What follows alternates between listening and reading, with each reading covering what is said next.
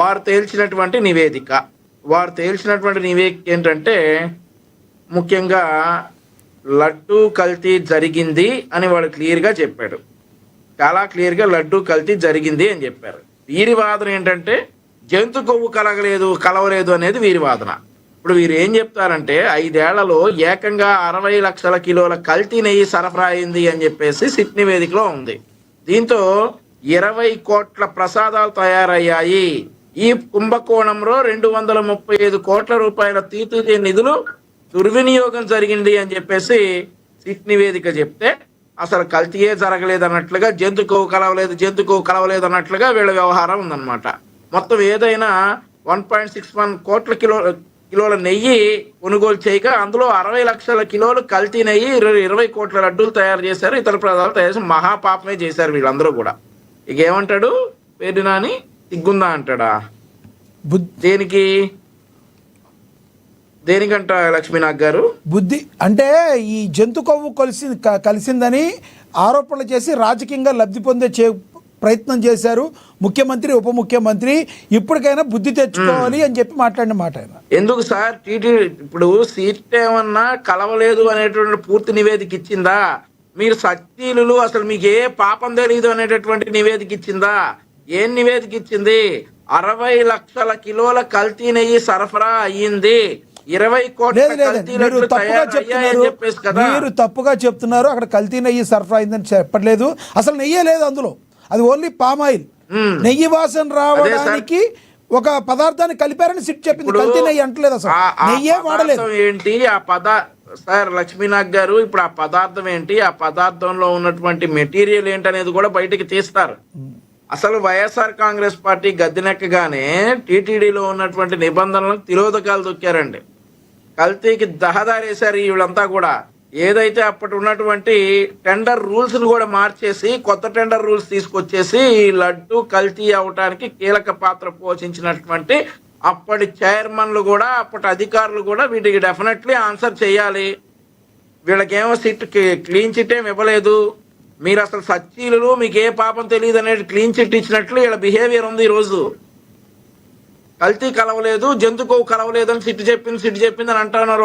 ఒక ఏదైతే ఒక కెమికల్ కలిసిందని చెప్పారు కదా, ఆ కెమికల్ మాత్రం ఎందుకు కలిసింది, ఆ కెమికల్లో ఏం యూజ్ చేస్తే ఆ కెమికల్ తయారైంది, ఇవన్నీ చెప్పాలి కదా జనాలను తప్పుదోవ పట్టించడానికి.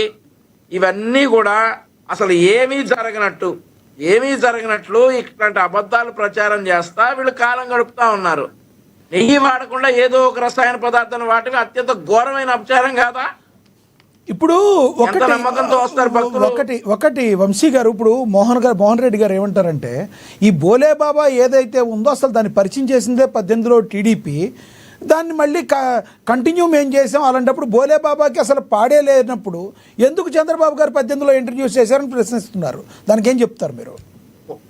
కొడాలి నానిని, వల్లభనేని వంశీని కూడా పరిచయం చేసింది టీడీపీయే. అప్పుడు వారు సచ్చీలులే, అప్పుడు వారు మంచివారే. వైఎస్ఆర్ కాంగ్రెస్ పార్టీలోకి వెళ్ళినాకే ఎలా తయారయ్యారో చూసాం కదా. అంతే, అప్పుడు బోలే బాబా బాగానే ఉంది, వీళ్ళ దగ్గరకు వచ్చిన తర్వాత కదా ఇలా తయారైంది బోలే బాబా. ఇప్పుడు ఇంత పనులు చేస్తా ఇట్లా 2020 నుండి జరుగుతా ఉందని చెప్పేసి సిట్ నివేదిక ఇచ్చింది. గతంలో జరగల, 2020 నుండి ఇలా జరుగుతా ఉంది.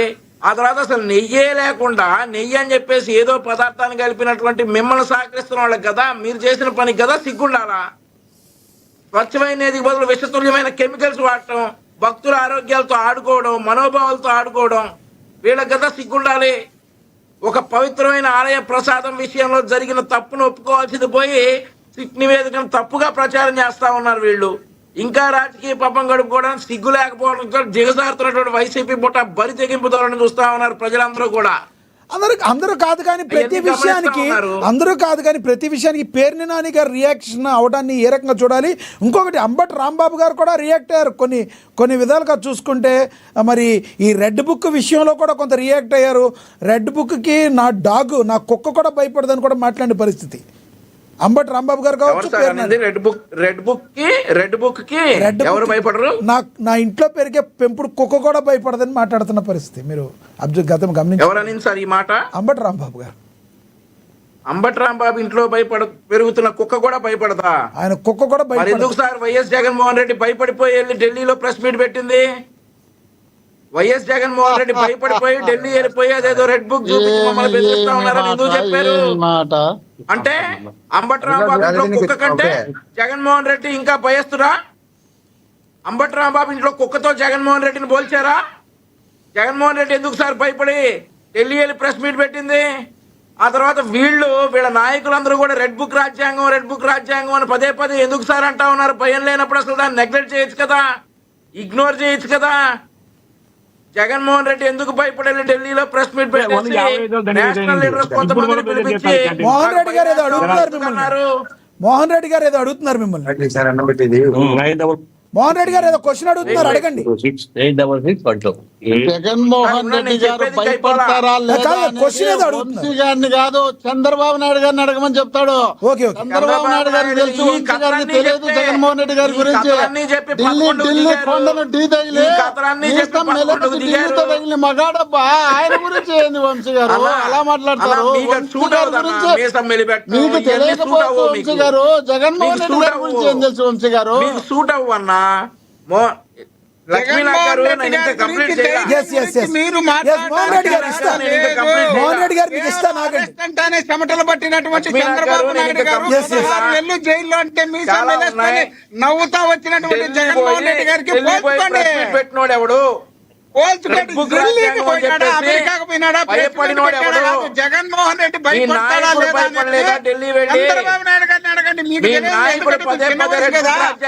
తెలుసుకోవడానికి టైం దొరకదు కాబట్టి రాజ్యాంగం అని మీ నాయకులు పదే పదే ఎందుకు ఏడుస్తున్నారు?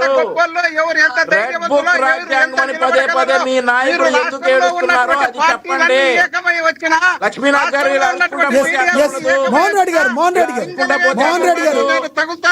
గారు దయచేసి కాసేపు రాజధాని ఇస్తా